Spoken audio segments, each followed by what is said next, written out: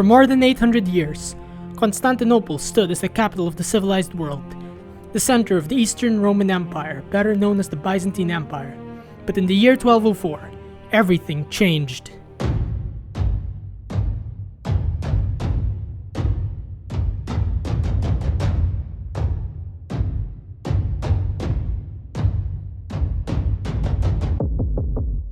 This was the year the great Eastern Roman Empire fell by surprise to the barbaric armies of the Fourth Crusade, making Constantinople their capital, establishing the Latin Empire, which happened to fall after just 57 years. In 1261, the Byzantines were back, and just as the city fell by surprise 57 years ago, it was taken back by surprise as well. Now let us go back to the 4th century, year 330 AD, with the founding of Constantinople as the Roman Empire's new capital. Here, the Emperor Constantine the Great, founder of the Byzantine Empire, took one Roman patrician family from the city of Viterbo near Rome to his new capital, offering them a place in the new Senate there. This family's exact name is unknown, but it meant Old Word, and not only were they awarded a place in the new Senate, they had gotten land in Asia Minor too, but they would disappear from the historical record. More than 7 centuries have passed, and this family in Asia Minor comes back to the picture, now known as the Palaiologos clan, with its head George, a successful general serving the Byzantine Emperor Alexios I Komnenos in his many military campaigns. For the next 2 centuries, the Palaiologos family had now been appearing in the record as one of the many powerful military families running the post-11th century crisis Byzantine Empire, but none of them ever achieved a powerful position in the government. 1204 then came, and the Byzantine Empire suddenly came to an end, well, at least temporarily. But the Palaiologos family survived, joining forces with Theodore I Laskaris, the man who built the exiled Byzantine Greek Empire of Nicaea in Asia Minor. It was in this 57-year period of the Byzantine Empire in exile when the Palaiologos family first rose to importance, with the general Andronikos Palaiologos being appointed to the rank of Megas Domestikos, or Grand General, by Theodore I's successor, Emperor John III Ducas Vatatzes. However, it was Andronikos' son Michael that actually made his family achieve the throne through schemes, betrayal, murder, and conquest. On July 25, 1261, the army of the exiled Byzantine Empire of Nicaea, numbering up to only 800 men, led by a young half-Latin, half-Byzantine Greek general named Alexios Strategopoulos, liberated Constantinople in only one night, storming the city by surprise and scaring the remaining Latin government in charge to the point of making them flee in fear. Among the people that fled the city was the last Latin emperor, the weak-willed ruler Baldwin II Courtenay, better known as the Broke. As in his long reign, he was nothing but helpless, not even able to fund anything, making him always rely on foreign aid, even if no one cared to give it to him. But at least he made it out of the city alive, before the victorious Byzantines could kill him out of revenge. As the sun came out in the morning of July 25, the victorious general Alexios saw that the Latin Emperor Baldwin II was gone, leaving the city in the last Venetian ship with the last remaining soldiers, but was such in a rush that he left behind his crown and sword in the street. Alexios then had a messenger, their new ally, the Genoese ship's captain Ezio Pedretti, bring the crown and sword to their leader, which was no other than the regent emperor himself, Michael Palaiologos, who was across the Bosporus then, just a few kilometers right across the narrow strait beside Constantinople that separates Europe and Asia, known as the Bosporus. The army's top general and co-emperor of the Nicaean Empire, Michael Palaiologos, was still asleep. But at 9 a.m., Ezio arrived at the military camp with Baldwin's crown and sword, but the first to receive the news was not Michael, rather his older sister Irene, who he was very close to, as it was her that practically raised him, as their mother died when they were too young, and their father, the Grand General Andronikos, disowned them after their mother died, so he remarried and had children all over again. Irene went to her brother's tent, woke him up by slapping his feet and telling him the great news that their army took back Constantinople. Michael, just waking up, laughed, thinking everything he heard was a joke, as just a year earlier he tried to besiege Constantinople with a large army, but still failed, as it was protected by very massive 3-layered walls. Ezio, however, presented to Michael Baldwin's crown and sword, telling him that Alexios, the general he sent, was able to find a way to sneak beneath the walls at midnight, and true enough, Latin-held Constantinople was barely guarded, as in that night, the main army was sent away by Baldwin to raid some island in the Black Sea, but since Constantinople was just recaptured, it was too late for the main army to reinforce the city. So instead, they joined their deposed emperor in the long retreat to Europe, passing the long way through the Black Sea and up the Danube. Now, what I said before about Michael being at the night of the reconquest leading his men in the battle himself was not the truth. Rather, the truth is that in early 1261, After failing to besiege Constantinople and gaining the rising Republic of Genoa in Italy as an ally, Michael sent Alexios, who only had 800 men in his command, to find alternate ways of getting into the city's massive walls, but out of luck, Alexios found out that the city's main garrison left. So with an opportunity here, Alexios quickly sneaked beneath the walls, and in one night took back the city while Michael remained at his camp, waiting for any updates on Alexios. Now if you wonder why Michael was not the exiled empire's sole emperor, it was because the actual emperor of Nicaea was a 10-year-old boy named John IV Laskaris Vatatzes, but due to his age, he did not hold any real power, except in name, and it was his regent General Michael that basically ran the empire despite both hating each other. And why, you may ask? Well, Michael ever since a young boy was always at odds with the boy emperor's father, Theodore II Laskaris Vatatzes, who had ruled the empire, and just 3 years ago, the useless and highly opinionated elitist, Theodore II, who cared more about himself than his empire, had been suffering some chronic epilepsy, and Michael, who was his most bitter rival since childhood and already an experienced general, took advantage of the situation and poisoned Theodore, killing him. But true enough, Theodore had a son, John, who despite being only 7 was acclaimed emperor, although Michael soon enough got himself involved in the succession, plotted the murder of the boy's designated regent George Musalon, and had himself crowned the boy's regent in 1259. Then, in the day of the coronation, the crown was placed on Michael's head first. However, now that Constantinople was recaptured, Michael got credit for it, as the army that did the job was under his command, and now he had the chance to become the real emperor in Constantinople. After finding out the truth that the capital was recovered, Michael, feeling overjoyed, hugged his sister, as what she had told him as a child was true, that it was his destiny to be emperor and take back the capital, so he ordered all his men in the camp to pack up. On August 15, 1261, the 38-year-old Michael, as well as his sister Irene and wife Theodora, would see Constantinople for the first time in their lives, and at their entry to the city, they were given a triumphal procession, with Alexios as the liberator of the city mounted on his horse, being the actual star of the moment. And leading the procession was the man who surveyed the city and gave Alexios all the information needed on how to attack it, which was the old monk and scholar Georgos Doukas, Michael's old teacher, and a survivor of the Fourth Crusade's attack of the city 57 years ago, if you would believe it. And yes, he did see the city back then as a boy before fleeing with his life to Nicaea. And here Georgos led the procession, carrying an ancient icon said to have been painted by Saint Luke in the 1st century. The procession brought a lot of cheers, as their city was now liberated from the uneducated and despicable Latin crusaders that turned their city into a dump. And now being restored to the Byzantines, there was now hope for the future of their city. At the end of the procession, Michael was lifted on a shield by his soldiers and acclaimed emperor. And afterwards, inside the city's main cathedral, the Hagia Sophia, which was also turned into ruin by 57 years of Latin rule,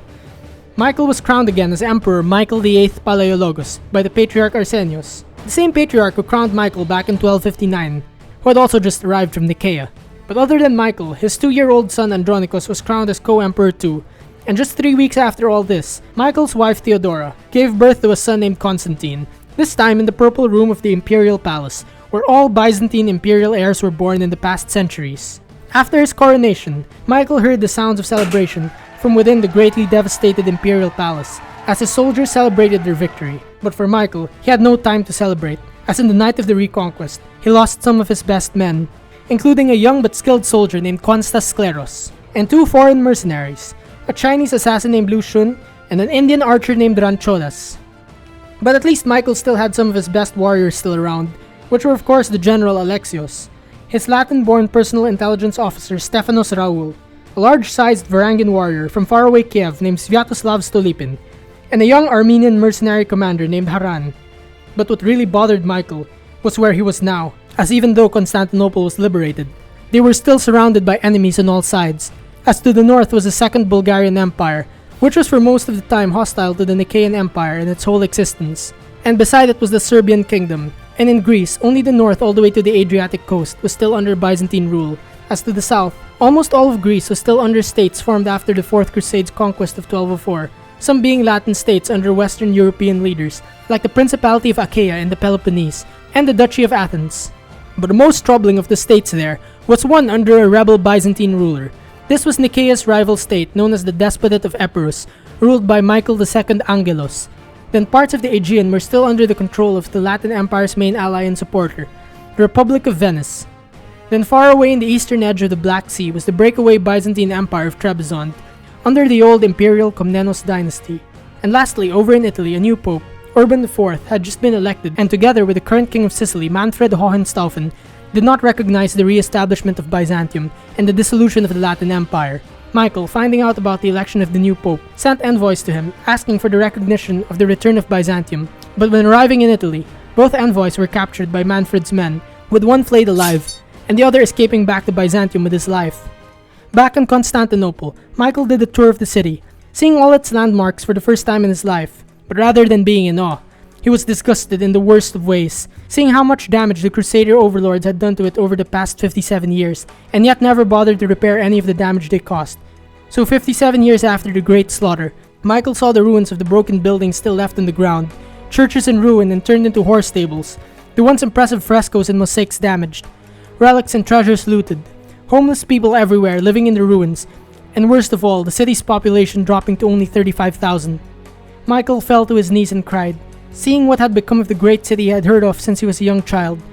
But he would not let his weakness get the best of him. Instead, he issued orders to the remaining people of the city to rise up, stop being lazy, and to restore all the churches, monasteries, houses, and government buildings to what it once was before 1204. And being inspired, the people did what they were told to do. The first part of the repairs Michael worked on though were the city's land and sea walls, or the Theodosian walls, which received heavy damage. Then he had a new chain, larger than the one before, installed to secure the city's harbor, or the Golden Horn. And then he would go across the Golden Horn to the district of Galata, honoring his word to his new Genoese allies, giving them the entire quarter, with his friend Ezio in charge of the new naval warehouse Michael had just built there, replacing the shipyard the Venetians held there in the past 57 years. Of course, Michael's next job as emperor was to revive Byzantine culture in the city by establishing new learning centers and monasteries, but that wasn't his priority for now, as there was still another major thing bothering him back in Nicaea, which was that his co-emperor John IV was still around. So Michael at the palace in Constantinople summoned his most trusted intelligence officer Stephanos,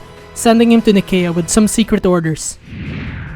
Before 1261 came to an end, Stephanos arrived in Nicaea, Byzantium's temporary capital in the past 57 years, seeing the palace abandoned by all the administration staff, as they had all been recalled to Constantinople.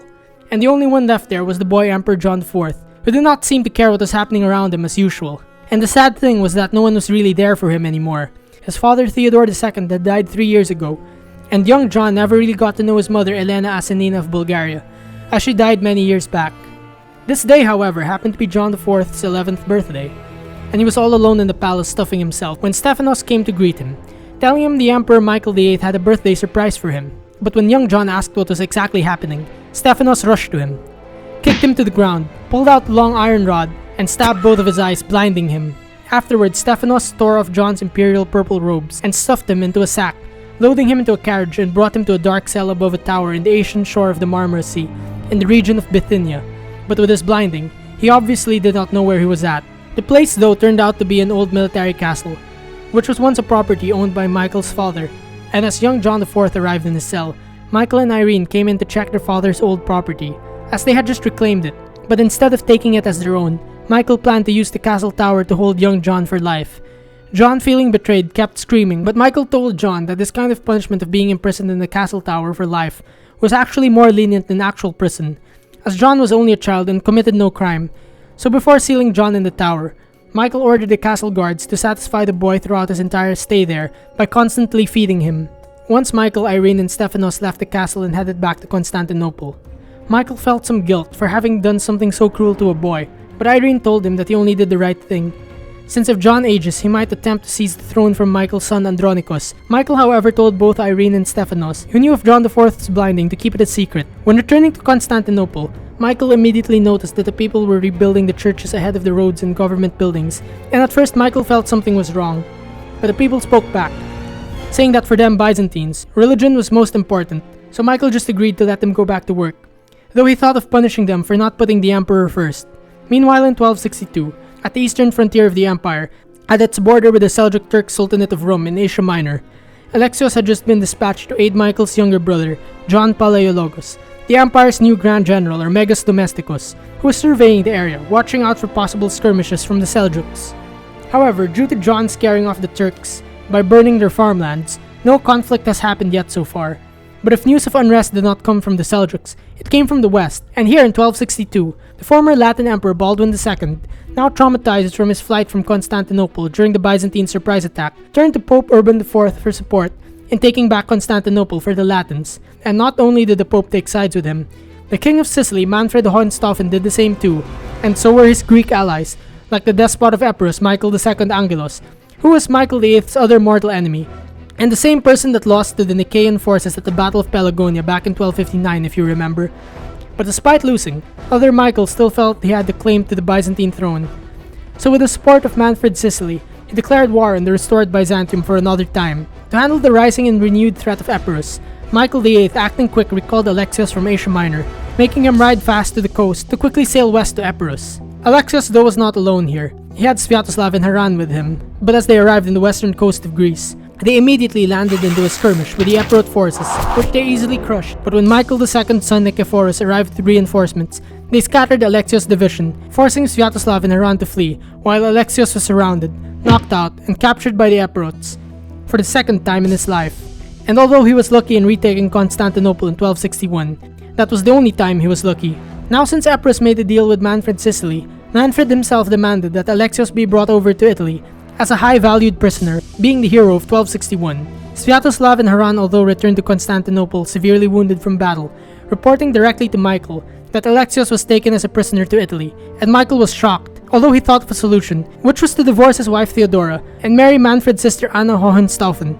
the wife of the former Nicaean Emperor John III Vatatzes, who was now in Constantinople at this point. And secretly, Anna and Michael had an affair since 1259, although Theodora heard of this plan in no time, as she eavesdropped Michael's meetings, then reported all this to the Patriarch Arsenios, who then confronted Michael, pressuring him to abandon all his plans, and Michael agreed anyway, asking Anna to return to her brother in Sicily, as Michael hoped this would help get him back his best general. Patriarch Arsenios, on the other hand, came to confront Michael about something else, which was that for some reason, the truth about young John IV's blinding was leaked, and the Patriarch, as a strong supporter of the Laskaris Vatatzes family being appointed to the position by Theodore II back in 1255, was horrified, hearing that John IV, who he considered as the real emperor, was blinded. Michael at first tried to reason with the Patriarch about it, but it still failed, so Arsenios thus excommunicated Michael, making him so angry that he challenged Arsenios to a fight, before Theodora and Irene came in to stop him.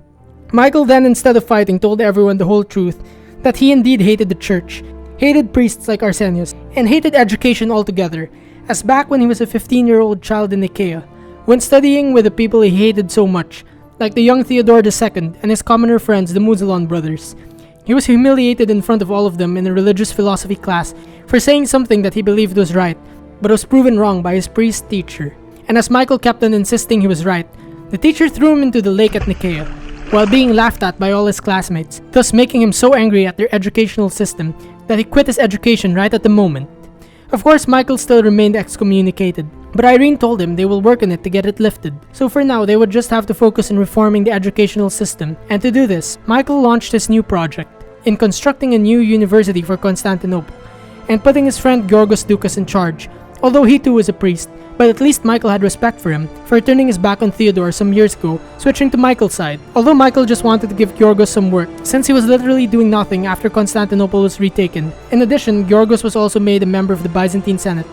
that now moved back to the capital. At the same time, news reached Michael that in Nicaea itself, the people were rebelling and demanded that young John IV be put back in the throne, when noticing John IV disappeared for the past months, though the Imperial palace at Nicaea had been boarded up and guarded by Michael's men. The people started rioting in the streets of the old capital, and when Michael arrived there with his brother John and Stephanos, the people pulled out a trick and proclaimed that an ordinary boy from one of their own was John IV released from prison. However, Michael shouted at the angry mob, telling all of them that the real John IV was in fact alive, but is being kept in a secret castle location. Then Michael told everyone that they must shut up about this, and follow him now, for he is the true emperor. Then he threatened to kill them all if they did not obey his orders. So the people, fearing for their lives, gave up the rebellion, and in a panic fled back to their homes. However, even if the people returned home, Michael told his younger brother John to set fire to the palace of Nicaea, hoping for it to spread, so that the people would have no more reason to remain in Nicaea anymore, and return to Constantinople, for Michael surely wanted Constantinople to be repopulated, after the disaster 57 years ago. Now for threatening the people of Nicaea, by setting fire to their city in order for them to relocate to the capital, John Palaiologos had earned a reputation as the new Byzantium's top bully, and it was John, following Michael's orders, that seized and blinded the fake John Laskaris. Back to Michael's reconquest of Constantinople. He may have not been able to achieve it if he wasn't able to defeat a full Latin alliance with Nicaea's rival, the Despotate of Epirus, back in 1259, where John Palaiologos and Alexios at the Battle of Pelagonia defeated the combined forces of the Despot of Epirus, Michael II, and his Latin allies, including the now extinct Latin Empire. However, their victory was also due to Michael II's problematic son John accepting a bribe from Michael VIII to betray his father in the middle of the battle, despite actually defecting back to his father when the battle was over. On the other hand, with the Epirots and Latins losing the battle, one of the Latin generals, which was Prince William II Villehardouin of the Latin state of Achaea in southern Greece, who, if you remember, hid in a haystack after discovering his forces were defeated, but true enough, the Nicaean soldiers found him and sent him to Michael VIII as a prisoner. Though in the short time between 1259 and 1261, this Prince William grew close to Michael and even promised to be his vassal if he were to be released. With Constantinople taken back, William was brought from Asia Minor to the capital, where he actually swore an oath of loyalty to Michael, giving away a number of fortresses in the southeastern corner of its principality known as Laconia, or the Morea, to Michael. Now in 1262, William was released from captivity in Constantinople and returned to the Peloponnese, and at his arrival, he surrendered the region of the Morea to the Byzantines before heading back inland. But the moment William returned, he betrayed Michael VIII by sending a letter to Pope Urban IV in Venice for an alliance against the restored Byzantium. The Byzantines, though, were given the region of the Morea, where ancient Sparta was located, and at William's old capital, the castle hill town of Mistras. The Byzantine government set it up as their base, and in charge of it was the restored empire's Megas Konostaulos, or simply the head police general, Michael Cantacuzenos, who succeeded Michael VIII to this position. Michael Cantacuzenos, being the Morea's governor, feared that one day William would launch an invasion to take back the Morea, so he sent a letter to the emperor in Constantinople to declare war, something Michael VIII immediately responded to, making him send troops and a fleet to first conquer the few islands in the Aegean under Latin rule, then to reinforce the Morea. In early 1263, the Imperial reinforcement army, consisting of the same peasant army created by Theodore II of Nicaea years ago, and Seljuk Turkish mercenaries from Asia Minor arrived in the Morea, led by Stephanos and Michael's younger half-brother, the Sebastocrator or Constantine. The army sent there, however, wasn't enough, as it was reported that William was going to build an even stronger army with his remaining Latin allies that were still left in Greece, so another order was sent to the Byzantine troops in the Morea by Michael VIII himself to recruit the few remaining Slavic tribesmen there that had settled there centuries ago, as well as a group of bandits from this area known as Tsakonians. Soon enough, the remaining Slavs and unruly Tsakonian bandits enlisted in the Byzantine army to help counterattack the traitor William's alliance, and although the Tsakonian soldier recruits were outlaws, they were at least tough warriors and descendants of no other than the warriors of ancient Sparta. As for William, the prince of the remaining Latin state of Achaea, he tried his best to imitate Byzantium in literary culture, but he still never came so close to doing it, as they still remained practicing their own Latin ways, having a feudal government, and speaking French.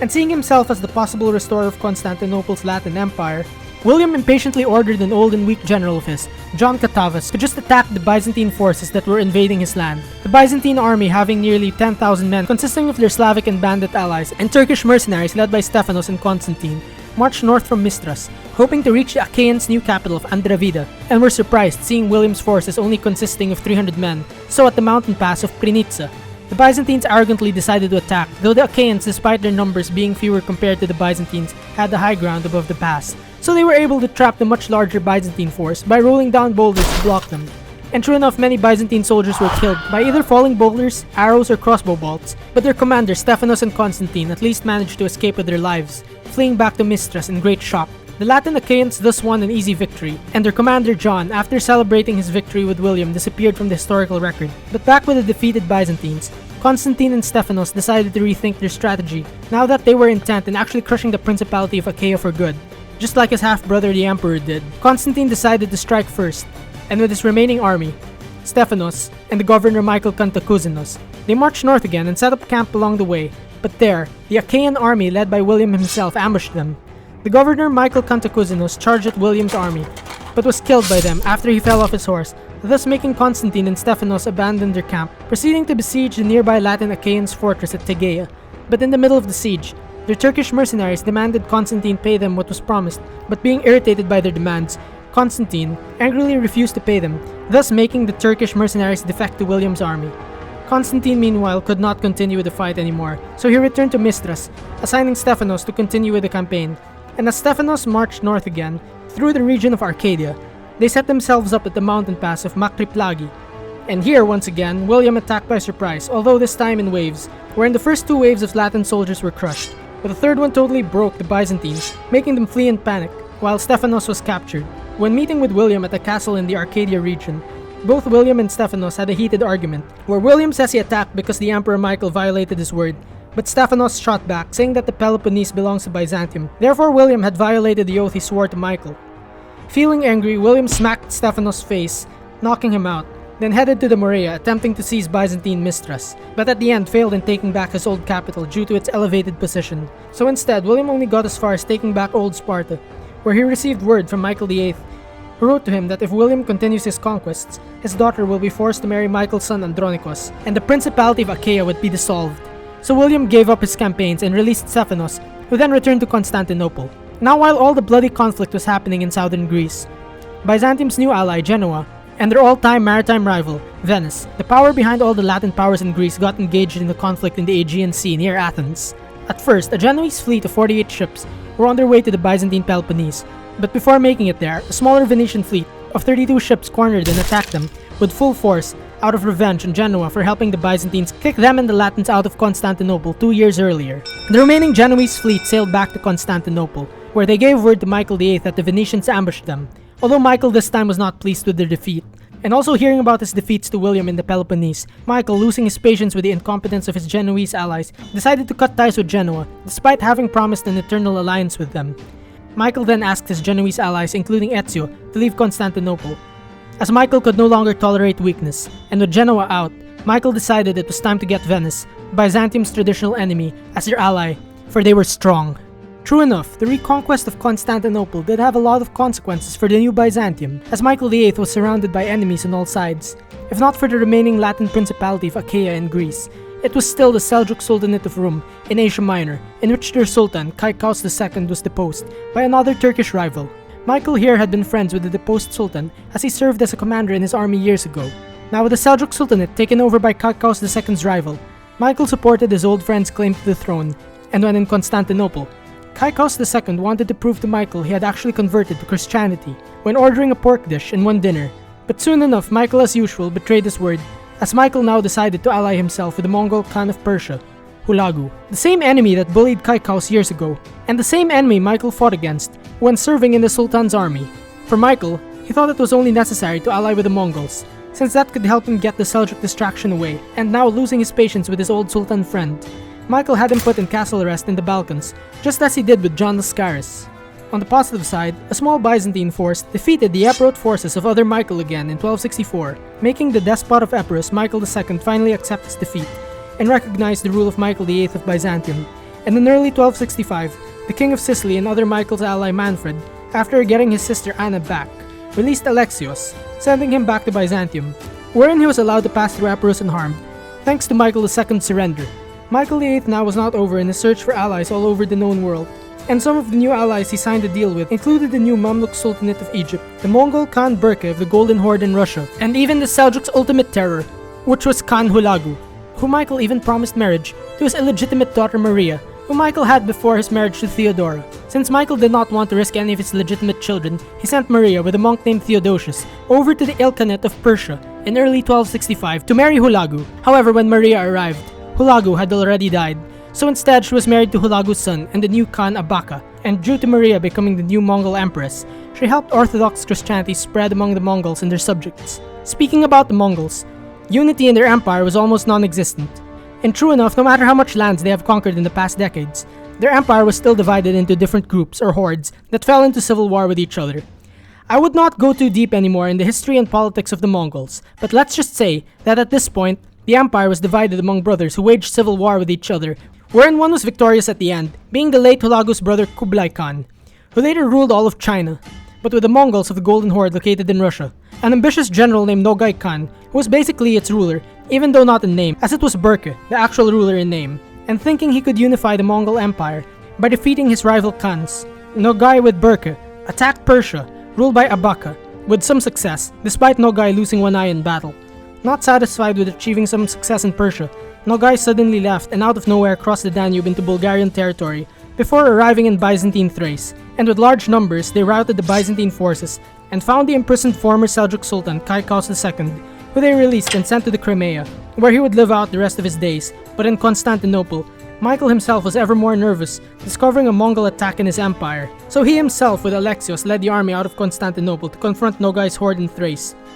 Michael's army still was no match to the strength and speed of the Mongols, that even the Byzantine officers fled in fear, while Michael and Alexios barely escaped the battle with their lives, riding with great speed through Thrace, but at least arriving safe at the Marmaris shore, wherein they boarded the Venetian ship back to Constantinople. Back in the capital, Michael still wanted to continue the war against Nogai, but he could sense there were more battles ahead elsewhere, so he decided to conclude an alliance with Nogai, by again sending his other illegitimate daughter Euphrosyne, Maria's sister, to marry Nogai, and together with old Giorgos, Euphrosyne was brought to Nogai, who was still in Thrace, ravaging it. Giorgos presented to Nogai gifts from Michael, such as jewelry and silk, to satisfy him, although Nogai took this as an insult, but Giorgos, wanting to get over with it, just told him to accept it and get lost. Nogai at least took the gifts and Euphrosyne as his wife, heading back to his empire in Russia, never posing a problem to Byzantium, for now at least. And as for Michael, he was fine with two illegitimate daughters married to less civilized Mongol warriors, but was now deeply worried with a new threat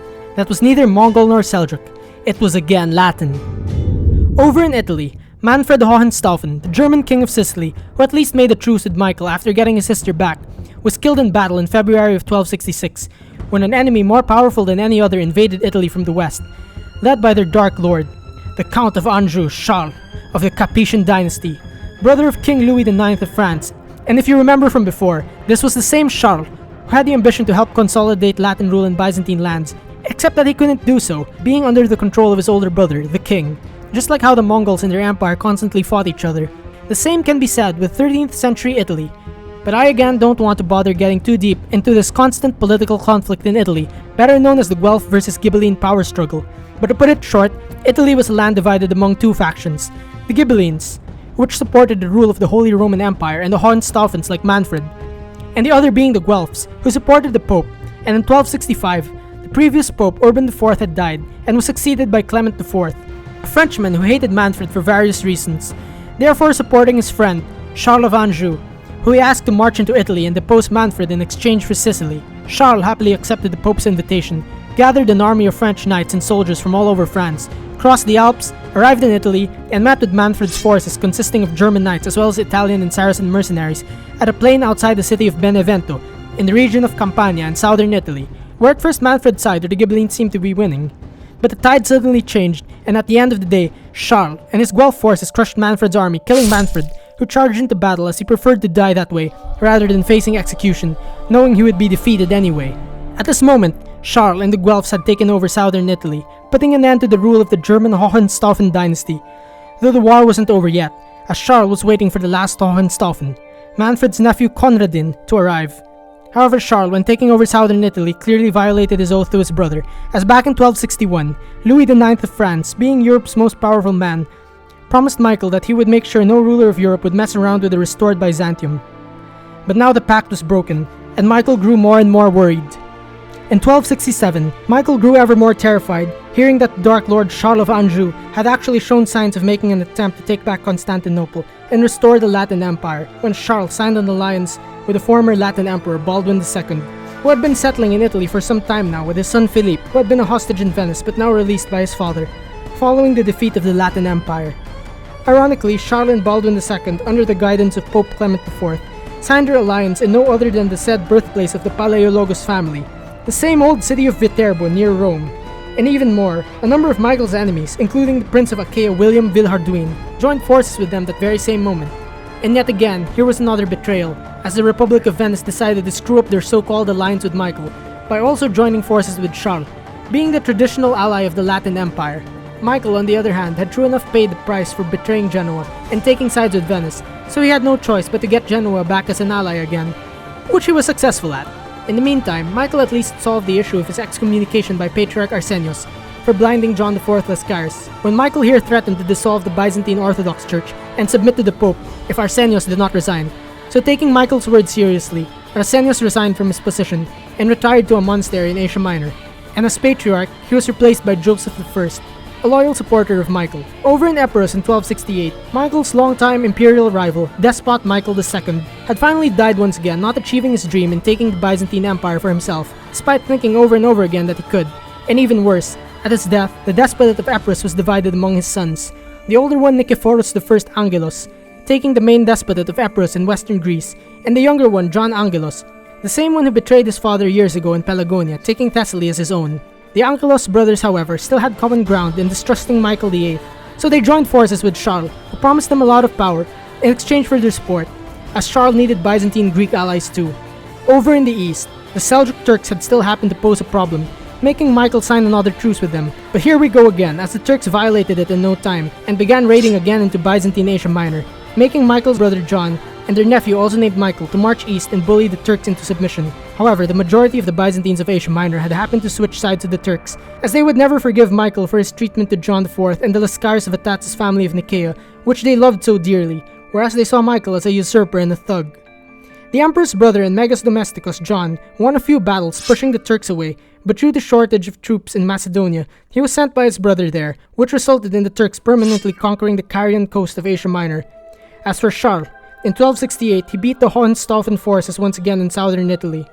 and this time for real. And after the last Hohenstaufen ruler Conradin was brought to Charles as a prisoner and executed, the victorious Charles had finally put an end to the Hohenstaufen's rule over Italy,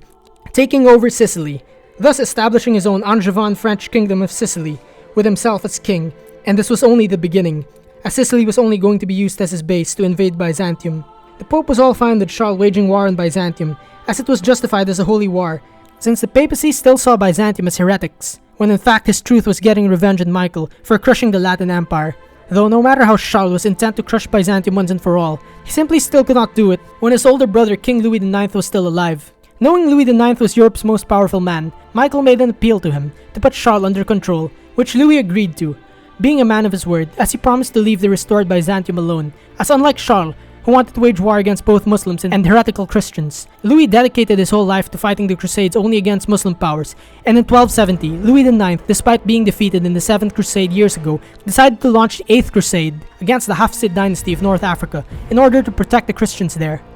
Charles, meanwhile, as the king of Sicily, was forced by his brother to help him by providing the Crusade ships, which he obeyed to his disgust. However, before this crusade could come into any result, plague hit the army of Louis IX once they arrived in Tunisia, and among the casualties of the plague and not the war was King Louis IX himself. But before his death,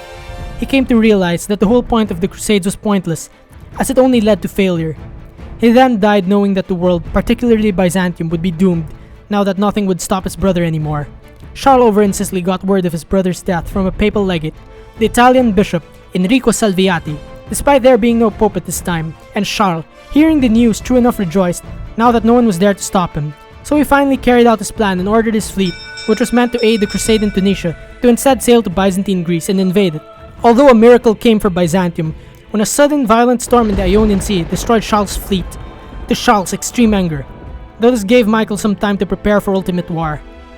For the next 3 years, Michael was able to rule his empire in peace, wherein he spent much of his time educating his young son and heir Andronicus in the art of war, by teaching him both political and military strategies and combat techniques, while old Yorgos educated Andronicus in philosophy and religion, and his mother Theodora in the arts.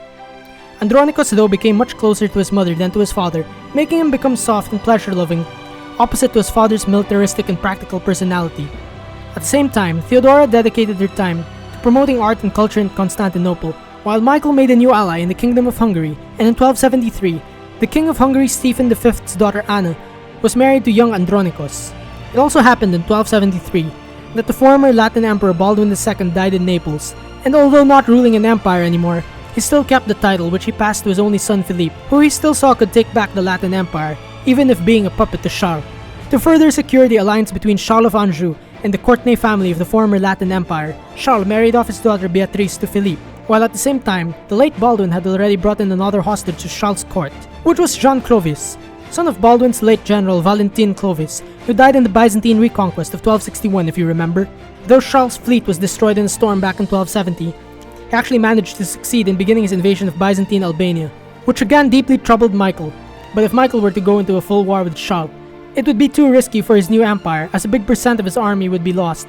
so he had to think of other options on how to get rid of Charles, and with Louis IX dead, it was ever more a challenge, but at the end, Michael made up his mind, resorting to doing the nuclear option, which was to agree to a union with the Catholic Church, submitting Byzantium to the Pope's authority. Michael knew this was a hard decision, since if he did not agree to sign the union with Charles and his Catholic allies, there would be even more of a reason to invade Byzantium. But if he agreed to sign it, it would cause unrest and rebellion among his subjects, who were proud Orthodox Christians. But at the end, Michael decided to do what was right to save his empire, so he went with the option of signing the union. And fortunately, since 1272, Church Council was already assembled in the city of Lyon in France,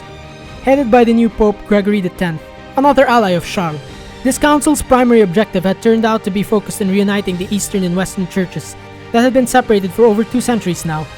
Although the council was also used to get the Pope's full approval of 2 new Catholic religious orders, the Franciscans and Dominicans. Present at this council was the influential theologian Bonaventura, the king of the new rising power of Aragon in Spain, James I, ambassadors of the Mongol Khan Abaka of Persia, and so was Charles of Anjou. Michael himself with the Patriarch Joseph I and the now 80-year-old Georgos Doukas arrived in France in 1274, right in time for the council's 4th session. And for the trio, it was their first time to Western Europe together. In Lyon, Michael and Georgos presented their letters to the Pope himself, and after all the letters were read, old Georgos made a wise and meaningful speech, saying that as Christians, both East and West must be united, and the whole schism back in 1054 had only to do with a series of misunderstandings. At the end of the day, the letters were approved by the Pope, and the Eastern and Western churches were finally united after 2 centuries. And now both Michael VIII and the Pope signed the union. Michael, on the other hand, had met with the King of Aragon, James I, who he saw as a potential ally. Though here Michael also met up for once with his arch-enemy Charles of Anjou, who at least only warned Michael that he may have won now, but the war is not over yet. Michael with Patriarch Joseph and Georgos returned to Constantinople, knowing that the Pope will no longer support Charles against Byzantium, for they already submitted to the Pope and were no longer seen as heretics. But the moment they arrived in Constantinople, they were met by a painful surprise. As they arrived, thousands of people rioted in the streets, storming the palace and tearing down all statues of Michael, declaring he was a heretic willing to submit to the Pope and the Catholic Church, who they saw as the real enemy. Michael was speechless, seeing his people turn against him after all the hard work he's done in giving them back the capital, but not showing any weakness to them. He ordered Stephanos, Sviatoslav, and Haran, who were his commanders based in the city, to attack the mob at will, while Michael rushed into the palace where something even more shocking awaited him. When seeing his sister Irene again, she refused to speak to him, saying she could not take it anymore, as her brother would betray his own people for his own personal gain. Though Michael tried to reason with her, saying that he signed the union to save the empire, but Irene walked away. Michael VIII Palaiologos was now all alone. His people, including his own sister, betrayed him, his marriage falling apart, and son growing ever more distant to him. But Michael was no weakling, and deep inside he still remained true to the values he grew up with, and with everything that had been happening to him, it was no surprise, as he knew it since the start that the world shows no mercy. Therefore he believed in showing no mercy back, and not giving up until he wins it all. Up next, Michael VIII's story continues as he rules an even more troubled empire torn apart by differences in religious beliefs. In this chaotic and merciless world Michael found himself ruling. His paranoia will show himself to become a merciless tyrant as long as it is for the good of his empire, but at the end will eventually redeem himself by doing all he can to stop the Dark Lord Charles of Anjou from coming ever nearer to annihilating the Byzantine civilization. Now don't forget to like this video and subscribe to my channel to see more of the history of Byzantium up to the fall of their empire in 1453. And hit the bell button to be notified. Thank you for watching.